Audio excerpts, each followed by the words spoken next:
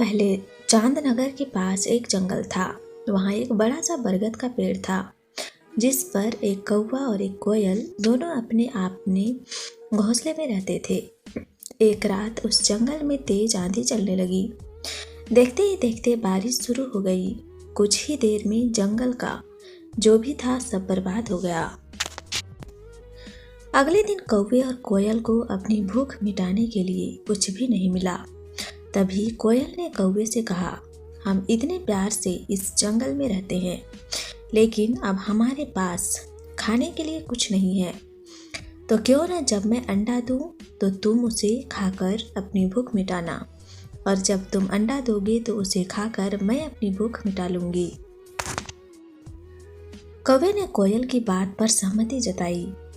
संयोग से सबसे पहले कौवे ने अंडा दिया और कोयल ने उसे खाकर अपनी भूख मिटा ली। फिर कोयल ने अंडा दिया।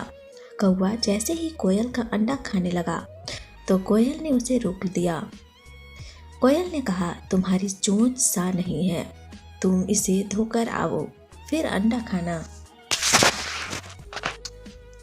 भागकर कौवा नदी के किनारे गया। उसने नदी से कहा, तुम मुझे पानी दो, मैं अपनी चोंच धोकर कोयल का अंडा खाऊंगा।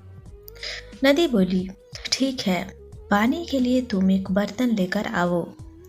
जब कौवा जल्दी से कुम्हार के पास पहुंचा, कुम्हार ने कहा, तुम मुझे मिट्टी लाकर दो, मैं तुम्हें बर्तन बनाकर दे देता हूँ। यह सुनते ही कौवा धरती माँ से मिट्टी मांगने लगा। वो बोला, माँ मुझे मिट्टी दे दो, उससे मैं बर्तन बनाऊंगा और उस बर्तन में पानी भरकर अपनी चोंच साफ करूंगा। फिर अपनी भूख मिटाने के लिए कोयल का अंडा खाऊंगा। लोहार ने गर्म गर्म खुरपी कौवे को दे दी। जैसे ही कौवे ने उसे पकड़ा, उसकी चोंच जल गई और कौवा तड़पते हुए मर गया। इस तरह चतुराई से कोयल ने अपने अंडे कौवे से बचा लिए। कहानी से सीख। कौवे और कोयल की कहानी यह सीख देती है कि दूसरों पर आंख बंद करके भरोसा नहीं करना चाहिए, इससे नुकसान खुद का ही होता है।